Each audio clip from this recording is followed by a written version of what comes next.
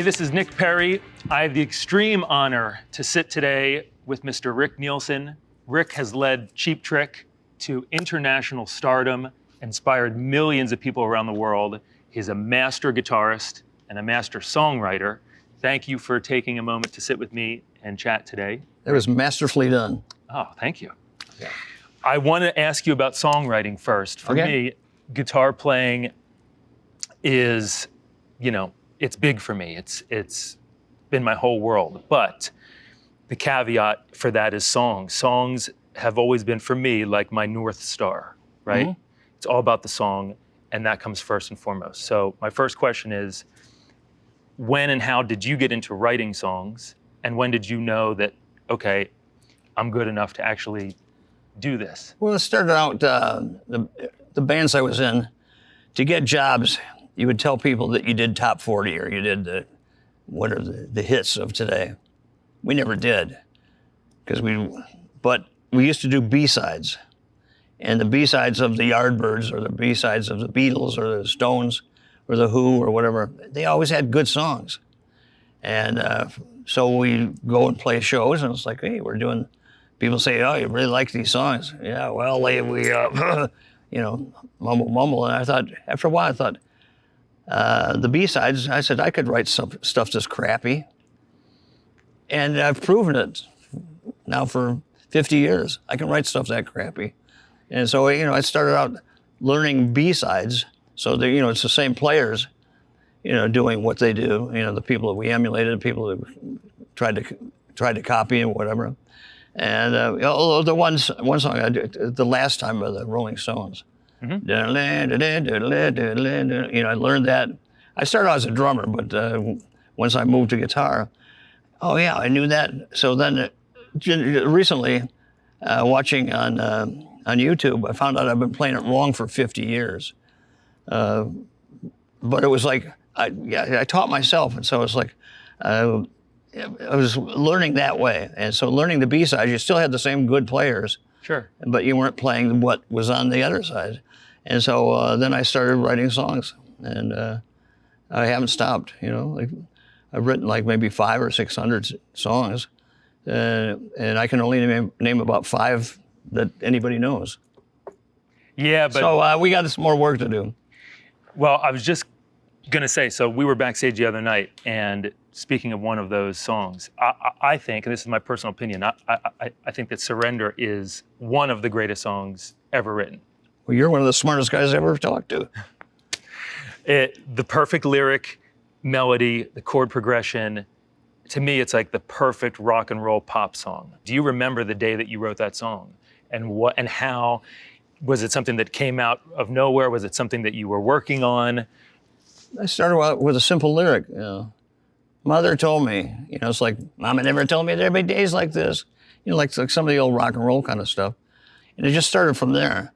And then I just started telling a story about half my life, but half of people in my life. Sure. So that's how it started and that's how it went. So when you're writing, do you have a guitar in your hand, or lots of times was it just lyrics at first? Well, I started out as a drummer, so it's like, I don't count 1, 2, 3, 4. I count 1 E and a 2 E and a 3 E and a 4 E and so like when I would write songs, I knew where it wasn't 1, 2, 3, 4 for the A, B, C, D, or whatever notes. I would go to the 1 E and a 2 E and so I'd know where to put the inflections and where to put the turnarounds.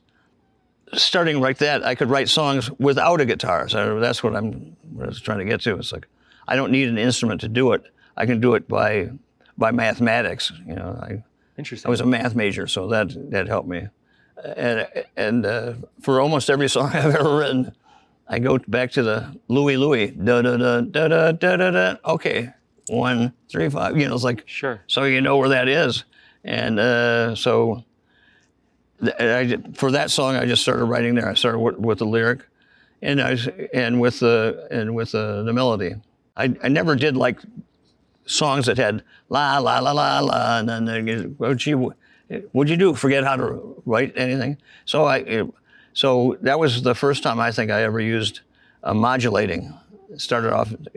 Surrender starts off in a B flat, Then goes a B and then C. Yeah, 2 verses in B and then 3rd verse in C. So I modulated. When I sat down to learn Made that it for the sound first more time, exciting. Yeah, it was so cool because as a listener, when you're listening to it, you know that something is happening and, it keeps getting exciting as it goes, which is, I think, part of its genius. But as a guitar player, to sit down and learn it, you're like, oh, wow. You know what I mean? It was cool. Well, I did that. I should probably do it on more songs. Thanks to you, I will. That's so. It was written lyrically. It was my mother wasn't in the Women's Army Corps. That's what wax is in the 2nd verse. But my aunt was.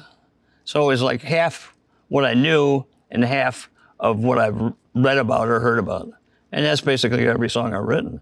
I mean, when you're like 16 or 15 or whatever age, you don't really have a big love life you can go back and, sure, or any sort of life. So I went by, and still to this day, kind of what real life or what I see on TV or whatever, and the other half of the National Enquirer. So on that note, when you're working on a song, are you like, is it a process for you? Do you chip away at it? Like, okay, today and tomorrow and the next day, like, I'm going to be writing songs. This is the time or do you wait for something to strike you? Is it a little bit of both? Is it like, what is your process? Well, this is inspiring me right now. I've got to leave because I got to go write some songs. But, I'll have an idea for a song. I'm not like Sting where I get up in the morning and make love for 11 hours and then write songs the rest of the day. I actually, when I feel like it, then I write. If I don't feel like it, I don't write. It's like, it's not a job. It's a hobby, and it's kind of a craft. I've got riffs that I've worked on for years, or months, or days that I haven't found the other part yet. That I need to go with that. Sure. But so I'll retain it and just hold on to it for a while. If I have a good idea, it's a good idea. If I have a bad idea, I'll work on it. But if it's a good idea, I'll have it, and I don't want to waste it on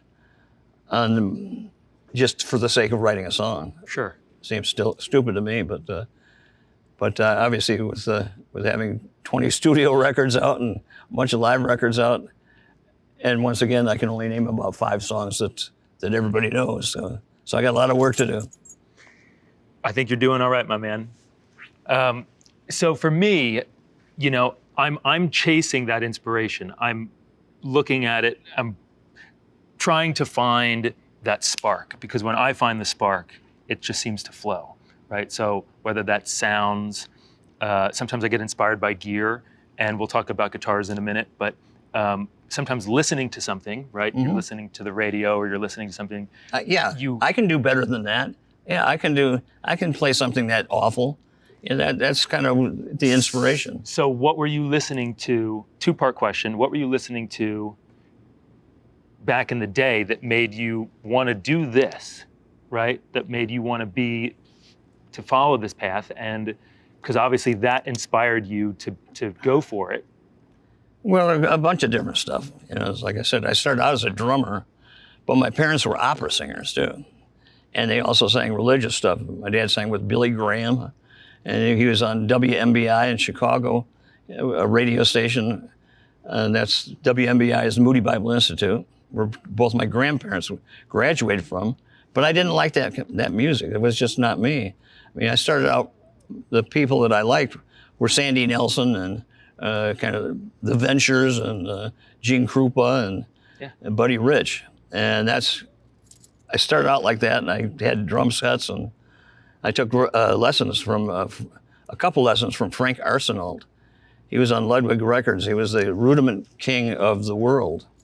And he came to my father's store, and my parents had a music store, and they came to the store, and I do have the Ludwig Records as Frank Arsenault, Rudiments or whatever it says. Richard, rudimentally yours, Frank Arsenault. I was 9 years old when I got that album. It inspired me, but then after a while, it's like I gravitated to the guitar. Why? What was it about? Well, the guys that I tried to get a band, like in junior high school and stuff, and I knew music. I knew how the notes went, and I knew by having my parents being trained singers, legit stuff. I knew a bad note from a wrong note from a right note. Now I only play wrong notes, but it's like back then if the guitar player in the band, say for instance a Rolling Stones song, he'd play it, it's like they'd play it wrong, and it's like it drove my ears crazy. I couldn't handle it. So I'd get off the drums even though I didn't know how to play guitar, but I could figure out the notes.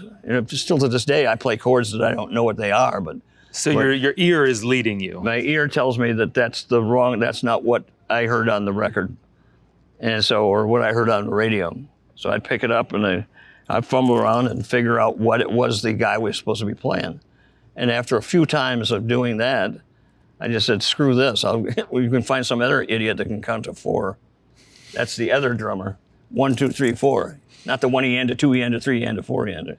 But the 1, 2, 3, 4 and start over, because that's what drummers do, most of them.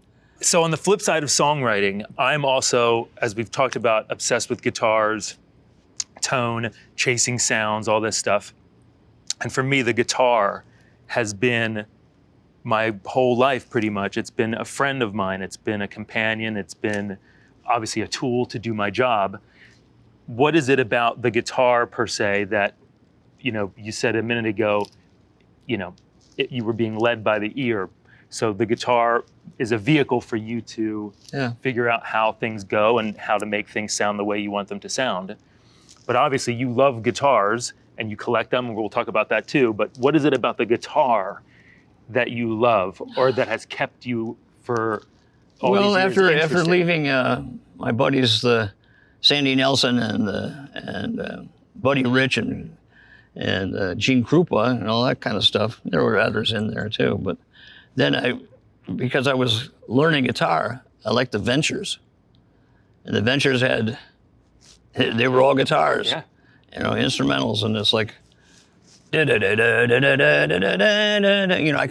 can sing all the songs that were around then. But once again, I used the B-sides. There was a song called 2,000 Pound Bee that I had to try to figure out on a guitar and stuff like that.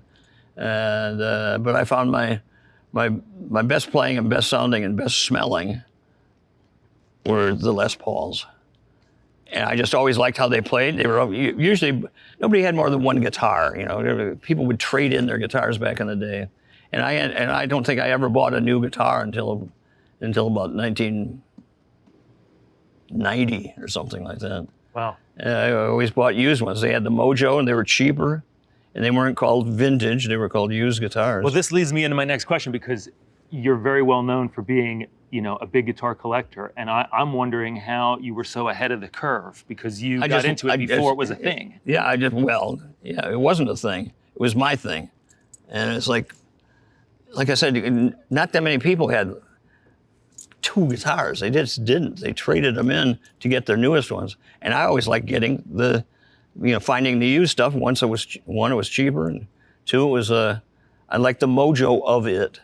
But back when I was getting these old instruments, sometimes you'd have to put a matchbook cover behind the plate in the back to get it to neck shim it up. Right? Yeah. It's like, and they're all made by hand. They're all yeah. I've got a 1951 Tadeo Gomez, which I thought was a 52, but it's a 51 Telecaster, where I paid $70 for that one.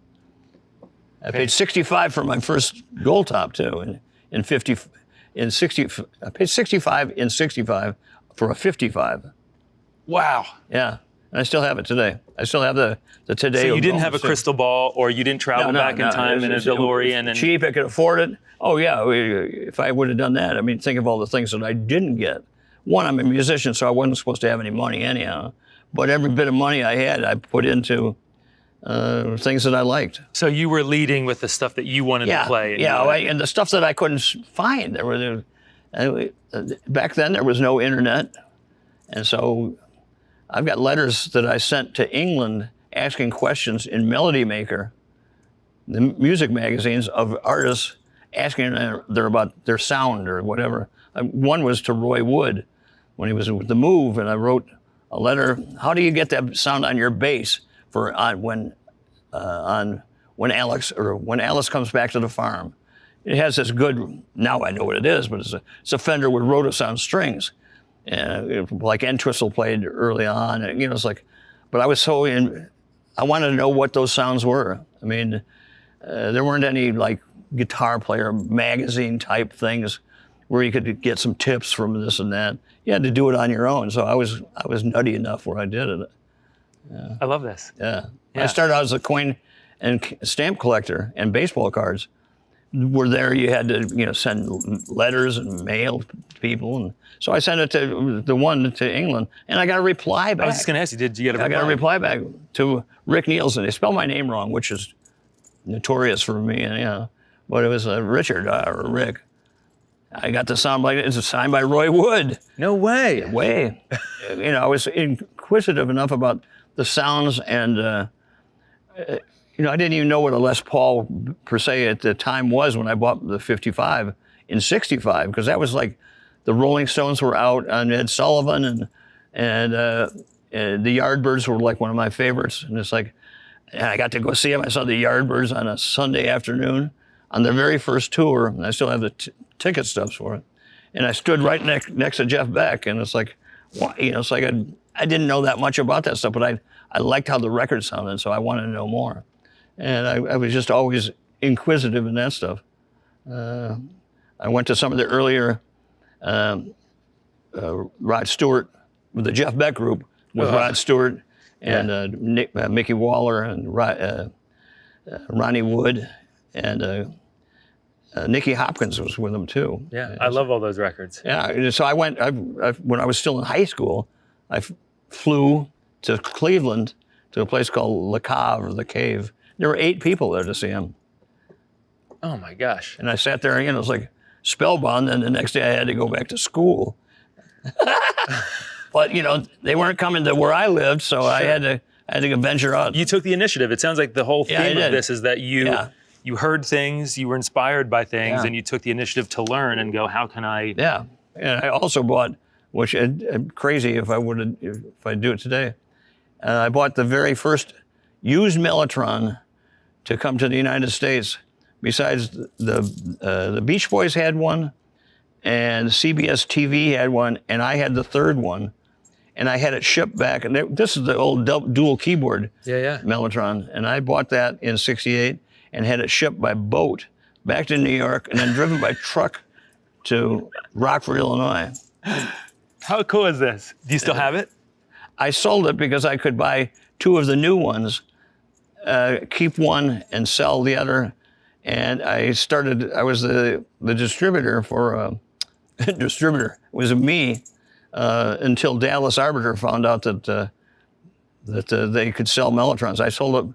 I bought about 2, sell 1, bought 2 more. It was like, that's how I got the money for it. And I sold about 12 of them. One of them was to Pat Leonard. It was he wrote with Madonna, and the other guys, I'm not exactly sure. I mean, I should have. Those are the only notes I didn't keep. It's like who I sold it stuff to.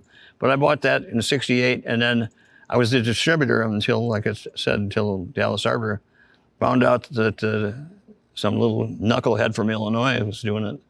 So then I couldn't sell any more of those. So cool. Yeah, and I never wanted to be in the retail business, which my father was. But I was in it. I was there working at a store, and he didn't have Fender or Gibson, but he had Martin, and I got him Vox. I got Vox brought to Rockford, Illinois because of me. That's amazing. Yeah, and so back to the Mellotron. It's like go a number of years forward. I got asked to play with John Lennon on the Double Fantasy, which turned out to be the Double Fantasy. There it was. He had his Mellotron there, and I knew about mine. And we talked about, I was a guitar guy talking to guitars. Bunny was called Mr. Lennon. I called him John. We talked about guitars and stuff, and I loaned him a guitar, and I had a guitar built for him.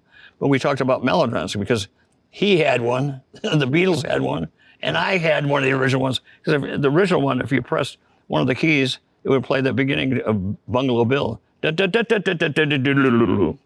bungalow bill. Really? That was one note on the right-handed keyboard. I did not know that. Now you know it. How cool is that? Very cool. But I can't imagine getting it, shipping it by boat, crating up, shipping it by boat, and then driving it by truck. And I took it around with the band I was in, with Grim Reapers, which turned into Fuse. And I used to travel with it and go all over the place and carry that big frickin' thing with me. Didn't you also tell me that you facilitated getting some guitars to Jeff Beck at some point? Yeah, well, in 1968, here we're back in 68 again.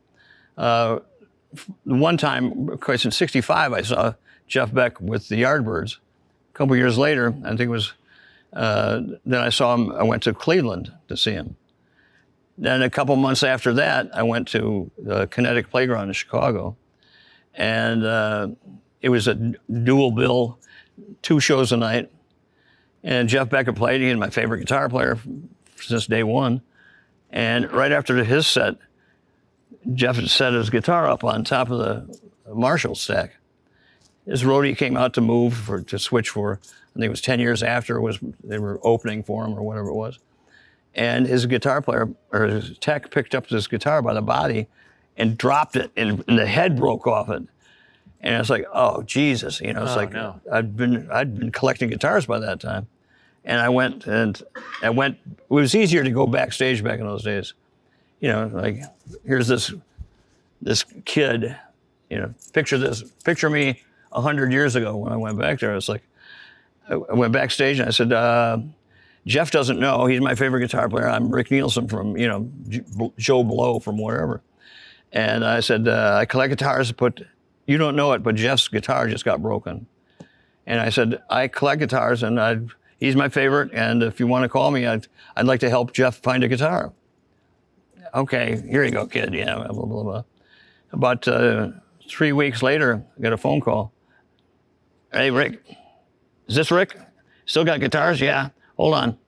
Hold on for Jeff Beck. Jeff Beck. Hello, Rick? Still got guitars? Yeah, hold on. He handed me back to his tour manager. Says, well, if you still got guitars, can you come to the show? I said, well, sure, where are you? He said, Philadelphia. And I live in Chicago, or I live 90 miles from Chicago.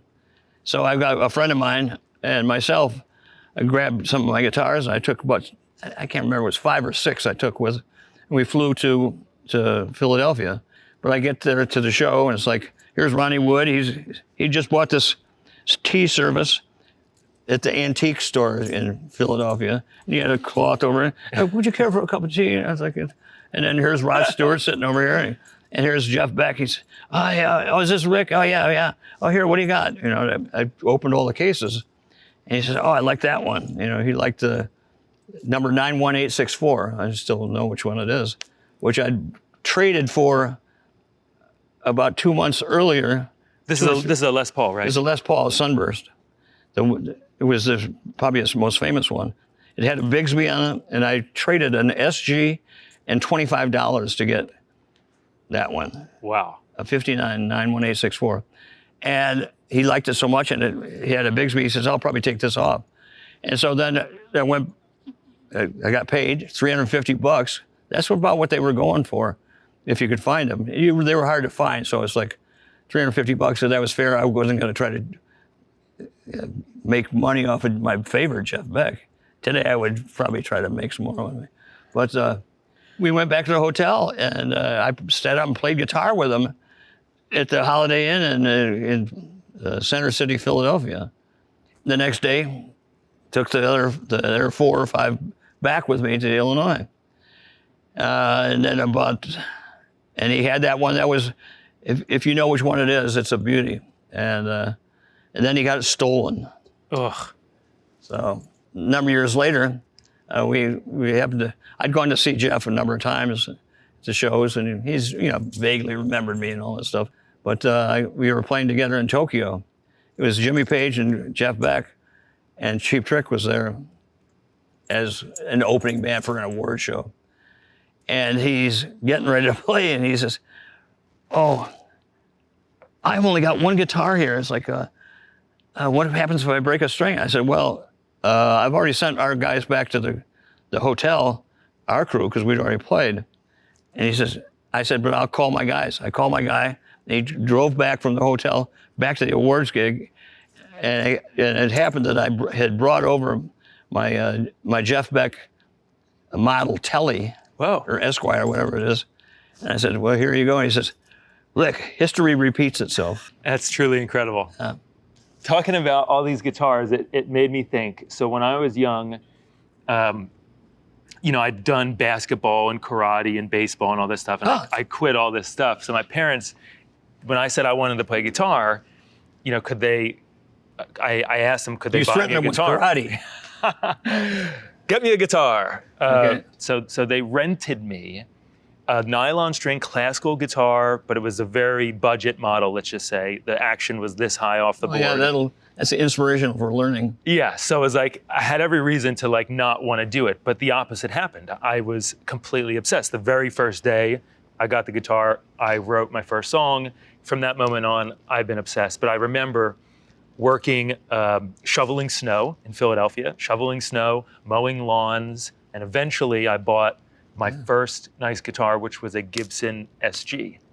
Getting the guitar, was like life-changing for me. Yeah. So my question is, do you remember your first Gibson guitar? What was it? Well, my first Gibson was my Gibson 55 Goldtop. That was my very first Gibson guitar of any sort, And was it at like a local music store? Or? No, I bought it at the A bookstore. It was a used bookstore in Rockford, Illinois. $65. For real? $65 for, yeah. No, I mean at the bookstore? Yeah, it was a used bookstore, and that's where it was. Well, back in the day, people would trade in. You go to more bookstores. Yeah, people would trade their stuff in. I used to buy stuff. I used to find stuff at used car dealers. People would trade. I want to buy this Edsel, and they'd trade in their Les Paul 3 pickup custom. What? As a trade-in on a guitar, on a car.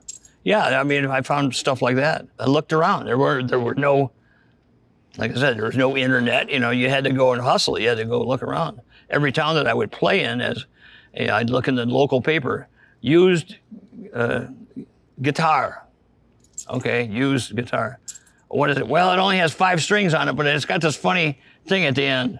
So I'm thinking, Firebird has a funny thing at the end. It doesn't have the normal thing. And that's how I bought my first Firebird.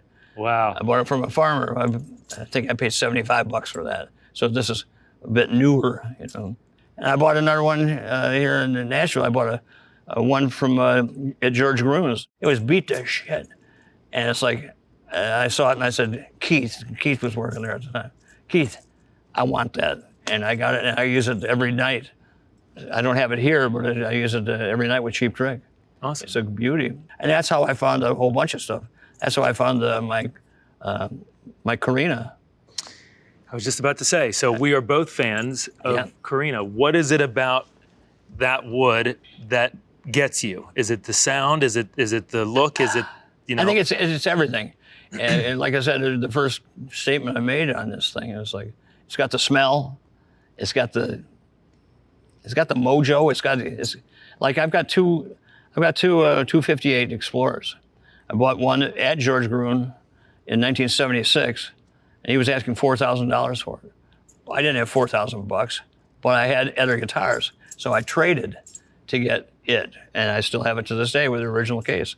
Another one I got in 1980, 81, which is 5 years later. I got it from Larry Briggs in Oklahoma. And once again, he couldn't sell it for whatever. And that one's beat to crap. And it's like, I took it out last week and it still sounds just great. Yeah, I think there's something about a guitar that's been through the ringer. Yeah, I have all kinds of Les Pauls too, and I got everything. It's like, I don't care if it's, I'd prefer it to be original and nothing changed, but at the same time, it's like, if something has been, I don't like freak out, some guys are like that. Sure. But not me. I mean, I like if it's got something that's changed, I don't change stuff on top of that. I mean, I change it, if this came to me like this, leave it like that. Sure. I mean, maybe change the tuners or something goes out.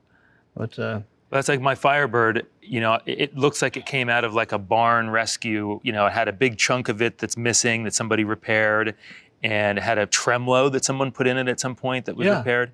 But it doesn't matter. Like when I put my hand on the neck, I was just like, this is my guitar. Like it was immediately, I bonded with it. So I think all that trumps any of the, you know, accoutrements that are added or subtracted or whatever. It's like if you form a bond with the beat up Explorer, they're both 58s. The one is like the very first one that was ever made. It's the lowest serial number. What?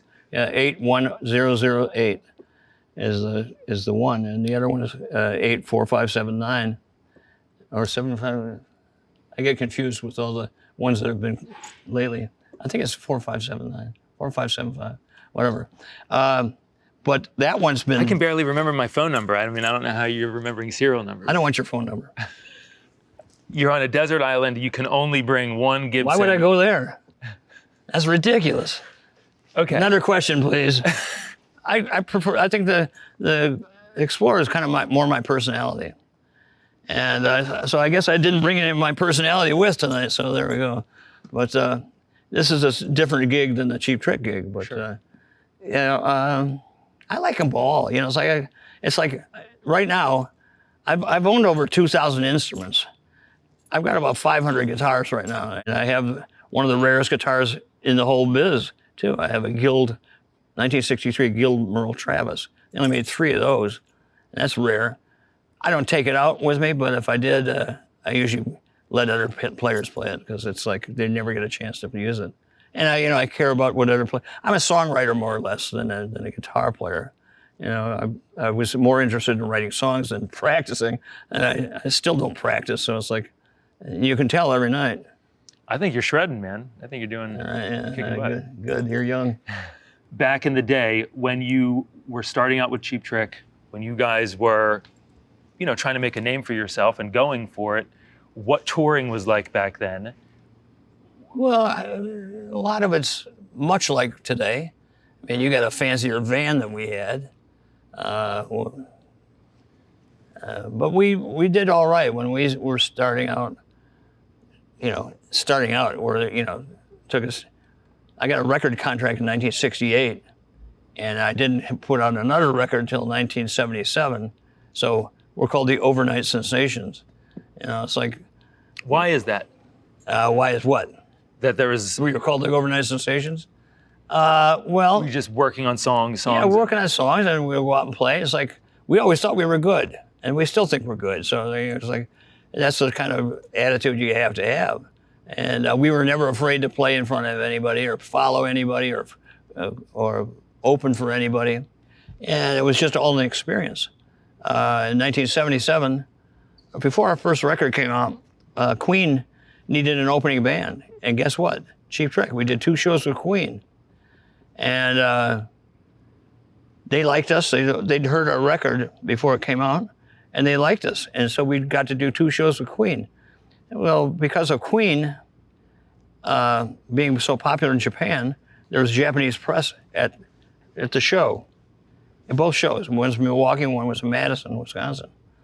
And the journalists that were there, they liked us. They liked our band.